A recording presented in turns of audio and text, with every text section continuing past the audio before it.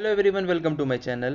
दोस्तों, इस वीडियो में हम डिस्कस करेंगे परमानेंट मैंडिबुलर फर्स्ट मोलर। इसके हम 5 एस्पेक्ट को देखेंगे: buccal, lingual, mesial, distal and occlusal. तो चलिए वीडियो को स्टार्ट करते हैं।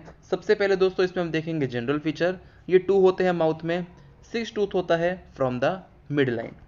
सिचुएट कहाँ पे होता है? Between second premolar and second molar of mandibular arch. Largest tooth होता है दोस्तों मैंडिबुलर आर्च में। ये क्वेश्चन इस तरीके से आ सकता है एमसीक्यू में कि लार्जेस्ट टूथ कौन सा है मैंडिबुलर आर्च में, तो वो कौन सा है? First molar.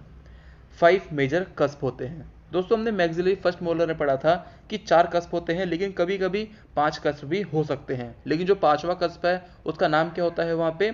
Cusp of Carabelli. लेकिन वो कभी कभी वाला केस है, लेकिन यहाँ पे हमेशा 5 कस्प ही होते हैं। इसमें सबसे पहले हम देखते हैं बकल सरफेस। तो दोस्तों बकल में अगर हम बकल से देखें तो ये रफली कैसा दिखता है? Trapezoidal in shape. Buccal aspect present 3 cusp. अब की दोस्तों देखो 5 कस्प हैं, तो बकल एस्पेक्ट की तरफ 3 कस्प कौन कौन से हैं? Mesio buccal, disto buccal and distal cusp. अब दोस्तों देखो, separating these cusp are more prominent mesio buccal groove and a less prominent disto buccal groove. क्योंकि यहाँ पे 2 तरह के ग्रूव होते हैं। आप इस डायग्राम में देखो, आपको ये 2 तरह की लाइन दिख रही होगी, तो यही है ग्रूव, है ना। तो ये 2 ग्रूव होते हैं, इनमें से कौन सा ग्रूव प्रोमिनेंट है? हमारा मोर प्रोमिनेंट होता है मीजियो buccal groove then डिस्टो buccal groove. अब जैसे मान लो ये है मीजल साइड और ये है डिस्टल साइड, तो जो मीजियो बकल ग्रूव होगा वो ज़्यादा प्रोमिनेंट होता है, यानी कि ज़्यादा कनकेविटी लाता है, और जो डिस्टो बकल ग्रूव है वो कम प्रोमिनेंट होता है, क्योंकि इन्हीं की वजह से 2 कस्प बनते हैं। क्योंकि गड्ढा होगा तभी हमें एलिवेशन दिखाई देंगे, कस्प दिखाई देंगे, इसीलिए। Cervical line is almost straight होती है। लिंगुअल सरफेस में ओनली 3 कस्प विजिबल। दोस्तों जब हम लिंगुअल सरफेस से देखें, लिंगुअल सरफेस पे वैसे तो 2 ही कस्प होते हैं, लेकिन जब हम उस सरफेस से देखें तो हमको 3 कस्प दिखाई देंगे। 2 तो लिंगुअल साइड पे होंगे तो वो तो दिखाई देंगे ही, और एक डिस्टल कस्प भी हमको दिखाई देता है। फेंट लिंगुअल डेवलपमेंटल ग्रूव। दोस्तों यहाँ पे भी एक डेवलपमेंटल ग्रूव होता है, लेकिन वो फेंट होता है, जो कि सेपरेट करता है मीजियोलिंगुअल एंड डिस्टोलिंगुअल कस्प को। यहाँ पे जो 2 कस्प हैं मीजियोलिंगुअल और डिस्टोलिंगुअल, उनको कौन सेपरेट करता है? Lingual developmental groove. अब डायग्राम में देखो तो यहाँ पे आपको एक डेवलपमेंटल ग्रूव दिख रहा होगा, लेकिन इतना प्रोमिनेंट नहीं है जितना बकल में है, इसलिए ये फेंट बोला गया। ठीक है। इसके बाद overall area is less than buccal surface. Cervical line देखें तो वो ऑलमोस्ट स्ट्रेट होती है। Mesial and distal surface.